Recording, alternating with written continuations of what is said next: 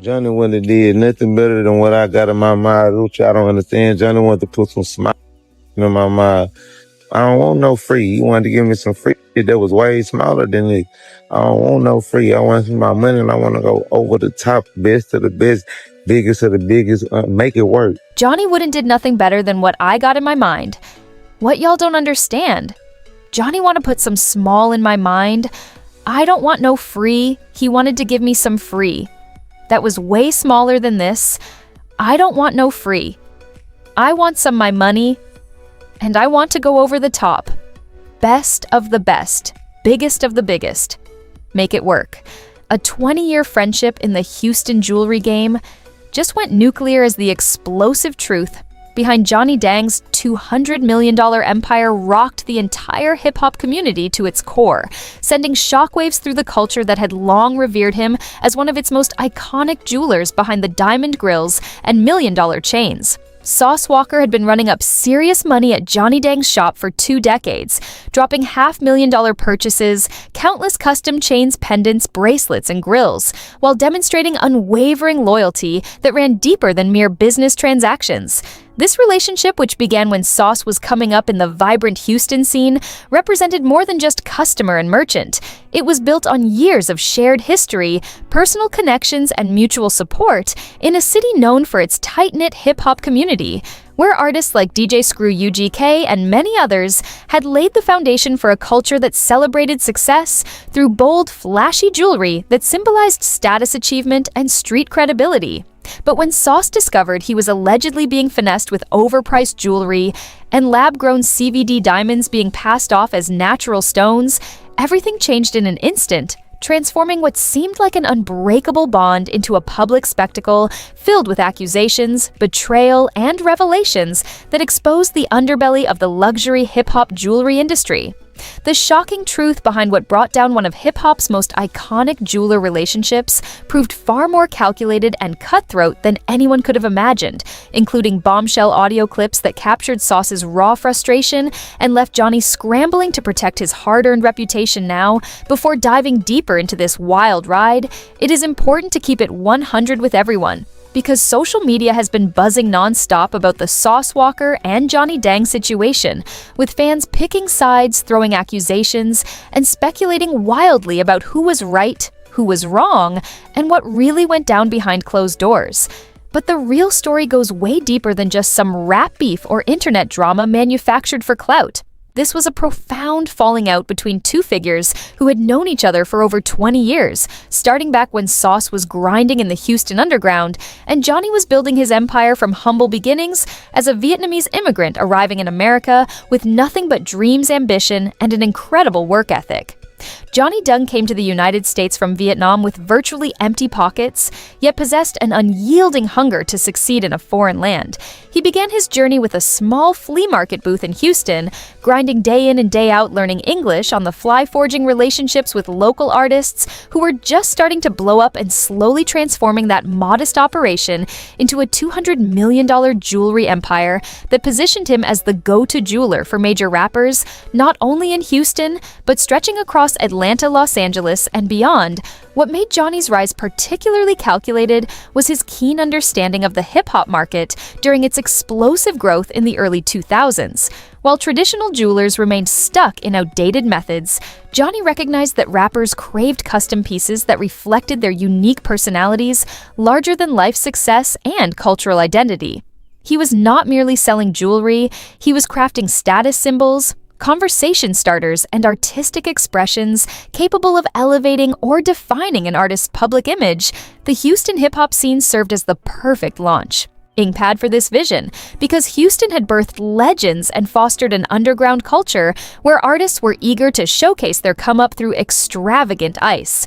Johnny positioned himself at the heart of this cultural explosion by offering flexible payment plans, personalized custom designs, and genuine-seeming personal relationships that made artists feel like family, even as they spent their hard-earned advance money touring profits and royalty checks on his pieces in the high stakes. World of hip-hop jewelry loyalty often runs incredibly deep when an artist finds a jeweler who truly understands their vision and can manifest their wildest diamond-encrusted dreams. they tend to stick with them through thick and thin, becoming almost like extended family. And that is precisely what appeared to happen between Johnny Dang and Sauce Walker. For 2 full decades, Sauce poured serious money into Johnny's shop, including massive $500,000 chain purchases, along with countless grills, pendants, bracelets, and other custom items, making Sauce a walking billboard and living endorsement for Johnny's craftsmanship, and brand elevating his profile within the industry significantly. But this is where the story takes a darker, more complex turn. Because while Sauce was faithfully supporting Johnny and helping build his reputation in Houston, other artists, particularly those coming from out of town, reportedly received special treatment that Sauce, as a longtime local loyalist, was not afforded. Johnny had apparently developed a sophisticated tiered system wherein certain high-profile celebrities enjoyed free promotional pieces, heavily discounted rates, or exclusive early access to new designs and collections, while dedicated hometown customers like Sauce continued paying full freight for every single item without comparable perks. The jewelry game has always operated on perception exclusivity and strategic marketing. When influential rappers are seen sporting pieces from a particular jeweler, it creates an irresistible pull, drawing even more clients eager to replicate that look and elevate their own status. Johnny masterfully understood this psychological dynamic and leveraged it to expand his empire by providing high-profile artists with complimentary or reduced price items in exchange for valuable social media shoutouts, public appearances, and organic promotion that amplified his brand reach exponentially. However, longtime supporters who had been there from the beginning, before Johnny achieved widespread fame, often found themselves excluded from those same benefits, feeling overlooked, despite their consistent patronage and contributions to his success. The real turning point, and what many consider the kicker according to various industry sources, was the circulating word that Johnny Dung had been engaging in a calculated practice of charging premium prices for jewelry while utilizing CVD lab-grown artificial diamonds and presenting them as authentic natural stones to unsuspecting clients. This meant rappers were sometimes paying $50,000 to $100,000 or more for pieces they believed contained high-value natural diamonds, when in reality, they were receiving lab-created stones that could be produced in weeks rather than the millions of years required for natural diamonds to form deep underground. And while lab-grown diamonds are chemically identical to their natural counterparts, their market value is dramatically lower. For instance, a natural 2-carat diamond of comparable quality might command $20,000, whereas the equivalent CVD version could be manufactured for as little as $3,000 to $5,000, allowing for enormous profit margins when jewelers fail to disclose this substitution and charge natural diamond prices. It crosses into territory many view as outright fraud, eroding trust, and potentially exposing the business to legal consequences. The CVD diamond controversy runs far deeper than surface-level misunderstandings, as these lab-grown stones have become increasingly sophisticated and affordable, disrupting traditional diamond markets. Yet when transparency is lacking, it creates ethical dilemmas, especially in an industry where customers rely heavily on the jeweler's expertise and integrity. Everything reached a boiling point when Sauce Walker publicly debuted what he billed as the world's first permanent $1 million grill, created by celebrity jeweler Jose Giomata. This was no ordinary piece of jewelry, but a masterpiece encrusted with 3-carat and 1-carat rose gold diamonds valued between $20,000 to $50,000 per tooth, spanning all 28 teeth, resulting in over 50 carats of premium stones set with mathematical precision and unparalleled craftsmanship. When unveiling this extravagant creation on camera, Sauce made his feelings crystal clear, stating he was removing the Johnny Dang pieces and upgrading to the new Geo grills, going from $100,000 to $1 million, setting an unprecedented bar in standard in Texas that could not be beaten, declaring "Welcome to Texas" with raw energy and pride. That line, publicly comparing the two jewelers and framing Johnny's previous work as a downgrade, lit the fuse that ultimately burned down their 20-year relationship. But the timing made it even more devastating because Johnny had already been facing growing scrutiny regarding his business practices. And here was one of his most visible loyal customers declaring that his craftsmanship fell short of million-dollar expectations, making the situation intensely personal and public. What intensified the drama further was the revelation that Jose Giomata, the jeweler behind the $1 million grill, was not some random outsider, but a former employee of Johnny Dang, who had abruptly left the company in April 2021, transforming this from simple business competition into a layered story of personal betrayal, insider knowledge, and competitive tension. From Johnny's perspective, Sauce did not merely switch jewelers. He handed a massive $1 million project to someone who had worked under him, learned his techniques, absorbed his business model, understood pricing strategies, supplier relationships, and operational secrets before departing to launch direct competition. Plug Geo had been posting content that some interpreted as subtly shading or copying designs from Johnny while offering more competitive pricing, and this employee-turned-competitor narrative struck a particularly painful chord, especially within immigrant business communities, where trust training and sharing trade secrets represent significant investments. When former employees leverage that knowledge to compete, it feels like a profound betrayal beyond standard market rivalry. Adding fuel to the fire were reports that Plug Geo had previously exposed Johnny, publicly claiming he was underpaid despite grossing Johnny Dang over $9 million in revenue from his work in a single year, a staggering figure that highlighted Geo's contributions while underscoring his grievances about compensation. And more critically, Geo alleged that Johnny was systematically selling rappers CVD lab-grown diamonds, misrepresented as natural stones, confirming long-whispered industry rumors with the weight of insider credibility. Because Geo had direct access to suppliers' pricing structures and day-to-day operations, making his accusations particularly damaging and credible. When someone with that level of intimate knowledge steps forward, it carries far more impact than outsider speculation, prompting widespread discussions about ethics, transparency, and accountability in the luxury jewelry sector. The day after the grill reveal, Johnny uploaded a heated, emotional 4-part response video that laid bare the depth of his hurt, anger, and sense of betrayal. One could hear the pain in his voice as he addressed the situation on multiple levels: business, personal, and cultural. He revealed that he had already reached out to Sauce, attempting to arrange dinner to discuss creating a new grill, and even exploring potential business collaborations, suggesting he was aware of underlying tensions and proactively trying to mend fences before they escalated publicly, emphasizing that artists could shop wherever they wanted, but if they mentioned his name, they should show respect or keep it out of their mouth. In response, Sauce maintained a relatively cool demeanor, but let slip the core issues fueling his dissatisfaction, explaining that Johnny wouldn't do nothing better than what he had envisioned. He felt Johnny was trying to put something smaller in his mind, unwilling to scale up to the ambitious size and quality Sauce demanded, despite the substantial money he was prepared to invest. Sauce made it abundantly clear he was not interested in free, smaller pieces or compromises. He wanted to spend his own money. Go over the top with the best of the best, biggest of the biggest, and make it work, insisting that if the design did not fit perfectly, the jeweler should make it fit. And Geo succeeded where others had not, delivering a piece that met his exact visionary standards. Sauce further elaborated that he did not want free diamonds or handouts, but rather massive, impressive pieces that could be shared with his crew and represented his success on the highest level, highlighting his desire for uncomfortably comfortable grills that made a bold statement with lips. Poking out as intended, this raw explanation revealed deeper frustrations about preferential treatment, wherein Johnny allegedly provided free jewelry and VIP service to out-of-town rappers and celebrities for promotional value, while Sauce, a dedicated Houston customer who had invested hundreds of thousands over 2 decades, felt treated as just another regular client. Despite his loyalty reports indicated Sauce had previously requested free pieces, only to be denied, contrasting sharply with the red carpet rolled out for others who might spend big once or twice without the same long-term commitment, according to Geo's allegations.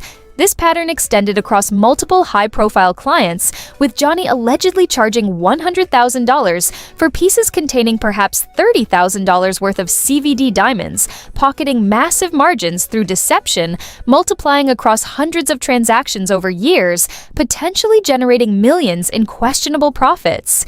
The diamond certification system from reputable bodies like the Gemological Institute of America exists precisely to prevent such practices, requiring clear disclosure of natural versus lab-grown origins and detailed quality verification.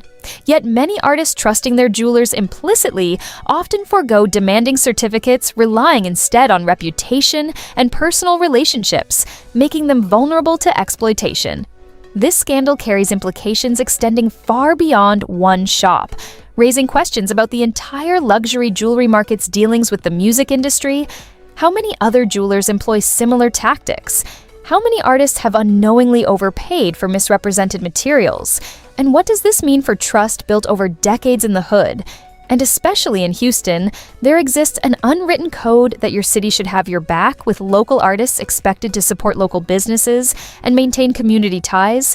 Johnny benefited enormously from this dynamic being viewed as Houston's jeweler, embedded in the fabric of the scene.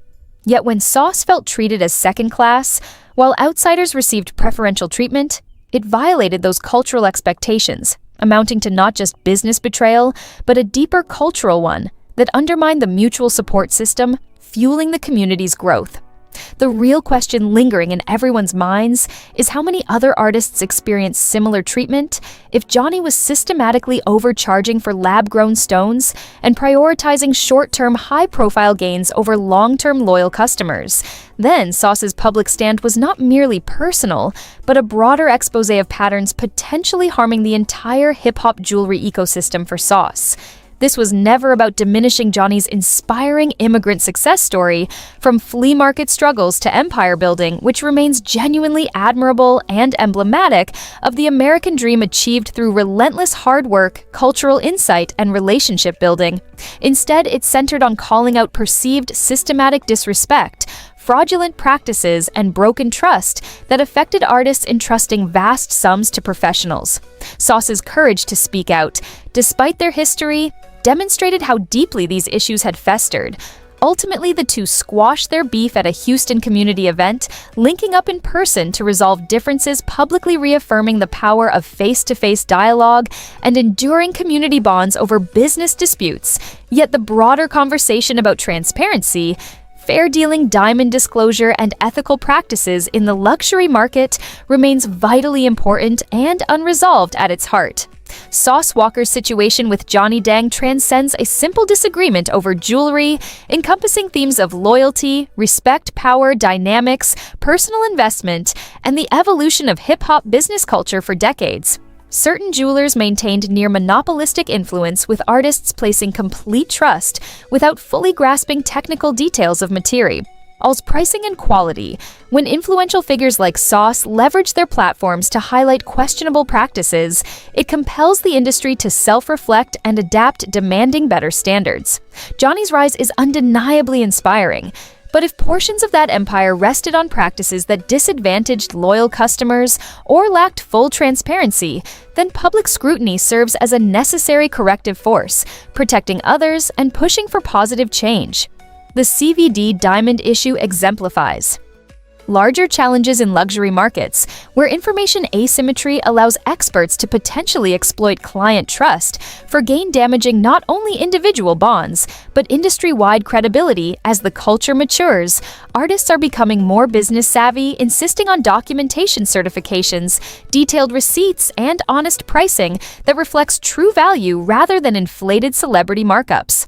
The era of handshake deals based solely on personal rapport is giving way to more professional, transparent transactions. And this controversy may accelerate that shift, with artists demanding proof of natural diamonds, GIA reports, and fair value assessments. Financial stakes are enormous, with 6- and 7-figure purchases requiring protections commensurate with any major investment. Ultimately, this story illustrates that even long-standing relationships need clear boundaries. Honest communication and mutual respect to endure. Real talk demands verifying purchases, never assuming loyalty alone, ensures fairness, and recognizing that empires built on shaky foundations risk crumbling under scrutiny. While the resolution between these Houston legends proves conflicts can be mended through respect and understanding the lessons about transparency ethics, And artist empowerment will likely influence the jewelry game for years, fostering a more mature, equitable ecosystem that safeguards investments in image success and cultural expression. What began as one artist's pursuit of the biggest, best grill evolved into a catalyst for industry-wide introspection and potential reform, reminding everyone that in hip-hop, as in life, trust must be earned, maintained, and verified. Especially when millions and legacies hang in the balance, the streets have been watching closely. And now, with all details laid bare, the conversation continues evolving as the culture demands better practices moving forward, ensuring that the power of diamonds and dreams aligns with integrity and fairness for all involved.